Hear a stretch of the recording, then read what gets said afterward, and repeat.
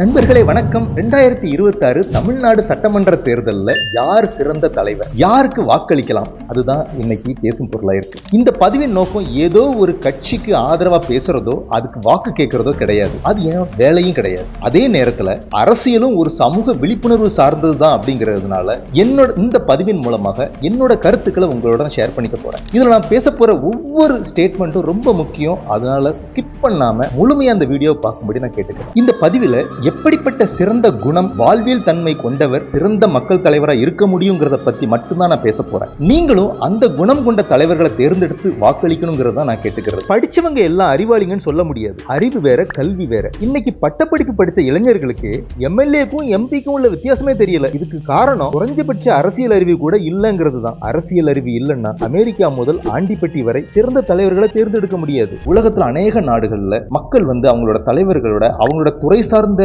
சாதனை ரெக்கார்ட்ஸ், நேர்மை தன்மை, தூய்மை தன்மை, எளிமையாக வாழ்றவங்களை தான் தேர்ந்தெடுக்கிறாங்க. ஆனா நம்ம நாட்டுல தான், குறிப்பா தமிழ்நாட்டுல தான் திரையில நடிக்கிறவங்களுக்கு முன்னுரிமை கொடுக்கிற ஒரு அவல நிலை இருக்கு. யார் வேணா அரசியலுக்கு வரலாங்க. அப்படியே சினிமா நடிகர்களும் நாட்டை ஆள்றதுல எந்த தப்பும் கிடையாது. ஆனா அதுக்கு முன்னாடி நம்மள ஆண்ட சினிமா நட்சத்திரங்களோட ஆட்சி இதுக்கு முன்ன கூட்டி எப்படி இருக்கு அப்படிங்கறத நம்ம அலசி பார்க்க வேண்டியது நம்ம கடமை. அன்னைக்கு இருந்த எம்ஜிஆரோட சினிமா கிரேஸ் அளப்பரியர் தான் இருந்துச்சு. 8 வயசு பையன்ல இருந்து 80 வயசு பாட்டி வரைக்கும் எம்ஜிஆர் பின்னால அலைஞ்சிட்டு இருந்தாங்க. எம்ஜிஆர் அன்றைய திமுக காங்கிரஸை வீழ்த்திட்டு அரசியல்ல வந்து ஜெயிச்சார். இதுல ஒரு சோகமான விஷயமும் இருக்கு. அன்னைக்கு இருந்த எம்ஜிஆர் மேல இருந்த சினிமா மோகத்துல தமிழ்நாட்டை வளர்ச்சிக்கு வித்திட்ட காமராஜரை ஒரு கல்லூரி மாணவன் முன்னாடி தன்னோட சொந்த தொகுதியில தோத்து போயிட்டாரு. சரி, எம்ஜிஆர் ஆட்சிக்கு வந்தார். எம்ஜிஆர் ஆட்சி காலத்துல இருந்த தமிழ்நாடோட வளர்ச்சியை காமராஜர் ஆண்ட தமிழ்நாடோட வளர்ச்சியோட கம்பேர் பண்ணா காமராஜர் ஆட்சியில தாங்க தமிழ்நாடோட பேஸ் கட்டமைப்பை கொண்டு வரப்பட்டிருக்கு. தொழில் வளர்ச்சியும் கல்வி வளர்ச்சியும் அவ்வளவு பண்ணியிருக்கிறாரு காமராஜர். ஆனா எம்ஜிஆர் ஆட்சியில அவ்வளவா இல்லைங்கிறதா தரிசனத்துல இருக்கிற உண்மை. சரி, அது இருக்கட்டும். எம்ஜிஆருக்கு அப்புறம் வந்த சினிமால ஹீரோயினா நடிச்சு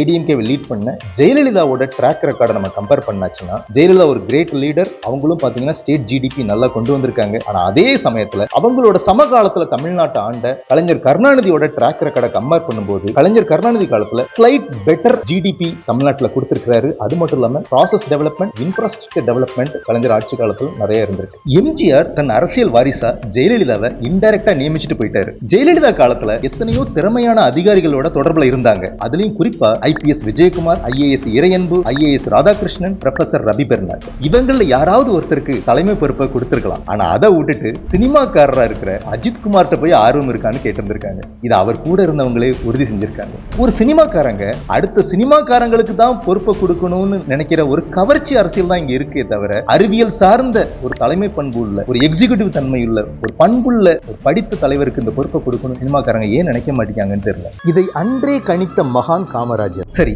ஒரு நல்ல மக்கள் தலைவனுக்கான முக்கியமான பண்புகளை நாம் பார்க்கறது என்னன்னு கேட்டீங்கன்னா பொது வாழ்வில் நேர்மை, நாணயம், சுயமான இன்டெலெக்சுவல் தாட் லீடர்ஷிப், அதாவது அறிவு சார்ந்த முன்னெடுப்புகள், மக்கள் தொடர்பு, எளிமையான வாழ்க்கை, தியாகம், இதெல்லாம் தாங்க. சரி, இதுக்கு சில உதாரணமான தலைவர்களை நான் சொன்னா தானே நீங்க அந்த ஒரு மெஷர் பண்ணி பார்க்க முடியும். இதை முதல்ல இந்தியா லெவல்ல பார்த்துட்டு அப்புறம் தமிழ்நாடு லெவலுக்கு வரலாம். இந்தியாவோட இரும்பு பெண்மணியா இருந்தவங்க இந்திரா காந்தி அவர்கள். அவங்களோட ஆளுமையை பார்த்துட்டு அன்னைக்கு இருந்த பாகிஸ்தான், சீனா, பங்களாதேஷே ஒரு சவாலா நினைச்சாங்க. இந்திரா காந்தி இந்தியாவை ஒரு அணுசக்தி ஆயுதம் சக்தி உள்ள ஒரு நாடா மாத்தணும்னு நினைச்சாங்க. ஆனா அது நடக்கல.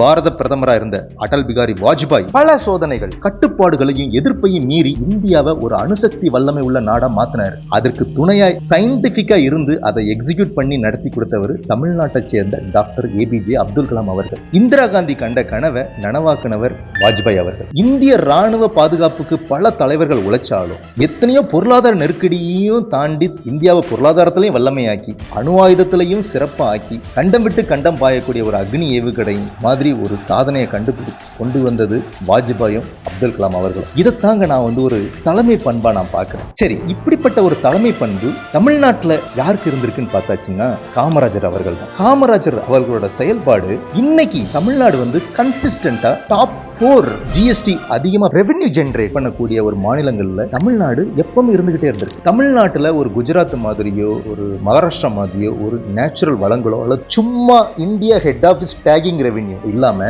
ரியல் வருமானத்தை தமிழ்நாடு ஈட்டுறதுக்காக ஒரு பெரிய இன்ஃப்ராஸ்ட்ரக்சர் டெவலப்மெண்ட், தொழில், கல்வி, இதுல எல்லாத்துலயுமே தமிழ்நாடு முன்னேறதுக்கு ஒரு பேஸ்மெண்ட் அமைச்சு கொடுத்தவர் காமராஜர். சரி, காமராஜரை பத்தி இன்னைக்குள்ள தலைமுறைகள் நிறைய பேருக்கு தெரியாம இருக்கலாம். இன்னைக்குள்ள சில தலைவர்களை சொன்னா வேணா அதை மெஷர் பண்ணி அவங்க தலைவர்களோட ஸ்கேல் பண்ணி அவங்களுக்கு வாக்களிக்கிறதுக்கான வாய்ப்பு இருக்குங்கிறதுனால இன்னைக்கு நான் பார்க்கக்கூடிய ஒரு பெஸ்ட் தலைவர்களை நான் சொல்லணும்னு நினைச்சாச்சுன்னா பிடிஆர் பழனிவேல் தியாகராஜன், எஸ் வெங்கடேஷன், தா பாண்டியன், நல்லக்கண்ணு, இவங்கெல்லாம் ஒரு கிரேட் பொலிட்டிக்கல் லீடரா எனக்கு தெரியுறாங்க. இந்த ஸ்கேல்ல உங்க தொகுதியில போட்டி போடுற தலைவர்களையோ உங்களுடைய கட்சி தலைவர்களையோ யாரோ அதை நீங்க தேர்ந்தெடுக்க வாய்ப்பு. காமராஜர் மக்களுக்காக திருமணமே பண்ணிக்காம எளிமையா நேர்மையா வாழ்ந்தாருங்க. ஆனா அப்படிப்பட்ட காமராஜரை கொள்கை தலைவர்னு சொல்லிக்கக்கூடிய எத்தனையோ கட்சிகளோட செயல்பாட்டையும் மாணவர்கள் இளைஞர்களோட சினிமா மோகத்தை பார்த்தா காமராஜரோட ஆன்மா கூட காரி துப்புங்க.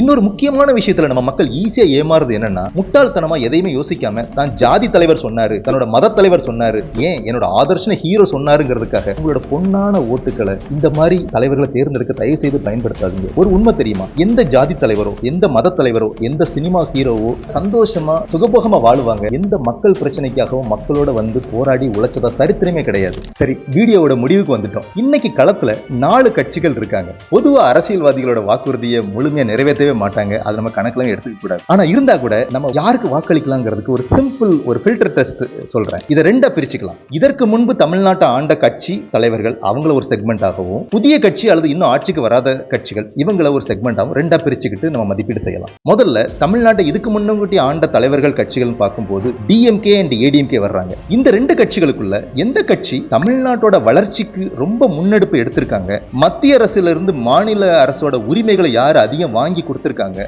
மாநில அரசோட சுயாட்சியை யாரு ரொம்ப அதிகமா தக்க வச்சிருக்காங்க, 5 ஆண்டு திட்டங்கள், தமிழ் மொழி தமிழ் இன வளர்ச்சிக்கு யாரு ரொம்ப பாடுபட்டு இருக்காங்கிற இந்த நோக்கத்துல இந்த 2 கட்சியை நீங்க தலைவர்களையும் கம்பேர் பண்ணி பார்த்து இதை நீங்க தேர்ந்தெடுக்கலாம். சரி, அடுத்து புதிய கட்சி இன்னும் ஆட்சிக்கு வராத கட்சின்னு பார்க்கும்போது நாம் தமிழர் வெர்சஸ் தமிழக வெற்றி கழகம், இதை 2ஐயும் எந்த ஸ்கேல்ல கம்பேர் பண்ணலாம்னா, இந்த தலைவர்கள்ல யாரு ரொம்ப சுய சிந்தனையாளர், யாரு எளிய வாழ்க்கை வாழக்கூடியவங்க, நேர்மையான பொது வாழ்க்கை அப்புறம் வாழ்வியல் போராட்டங்களை யார் ரொம்ப அனுபவிச்சிருக்காங்க, மக்கள் தொடர்பு உள்ள தலைவர் யார், அவங்க கட்சியோட கொள்கைகள், அவங்க கட்சியோட 2ஆம் கட்ட 3ஆம் கட்ட தலைவர்களோட அறிவுத்திறன், அந்த கட்சியை ஆதரிக்கிற மக்களோட மெச்சூரிட்டி லெவல், முறையாக பத்திரிகையாளர்களை சந்தித்து விளக்கம் அளிக்கும் திறன், 5 ஆண்டு திட்டங்கள், தொண்டர்களை வழிநடத்துற விதம், இந்த மாதிரி ஸ்கேல்ல மதிப்பீடு பண்ணி இந்த தலைவர்களை தேர்ந்தெடுக்கலாம். நான் பள்ளி பருவத்தில் இருக்கும்போது மிகுந்த சினிமா ஆர்வத்தால ஒரு தற்குறி மாதிரி தான் நான் இருந்தேன். எனக்கு ஓட்டே இல்லைன்னா கூட சினிமா தலைவர்களுக்கு வால் பிடிச்சிட்டு தான் நான் இருந்தேன். அன்னைக்கு எனக்கு ஒரு அறிவுபூர்வமா அரசியலை சொல்லி கொடுக்கிறதுக்கு ஆள் இல்லைங்க. அதனாலதான் இந்த தலைமுறைகளுக்கு இந்த அரசியல் புரிதலை சொல்லி கொடுக்கிறதுக்காக தான் இந்த வீடியோவை நான் வெளியிடுறேன். நல்ல அரசியல் தலைவர்களோட அவங்களோட ட்ராக் ரெக்கார்டை பார்த்து இதுக்கு முன்பு நான் குறிப்பிட்ட மதிப்பீட்டின் படி தேர்ந்தெடுங்க, அவங்களுக்கு ஆதரவும் கொடுங்க. இந்த அரசியல் புரிதல் இன்னைக்கு உள்ள மாணவர்களுக்கும் இளம் தலைமுறைக்கும் தெரியணும்னு நினைச்சீங்கன்னா முடிஞ்ச அளவுக்கு இதை ஷேர் பண்ணுங்க. உங்க கருத்துக்களை கமெண்ட் பாக்ஸ்ல தெரியப்படுத்துங்க, லைக் பண்ணுங்க, சப்ஸ்கிரைப் பண்ணுங்க. நன்றி, வணக்கம்.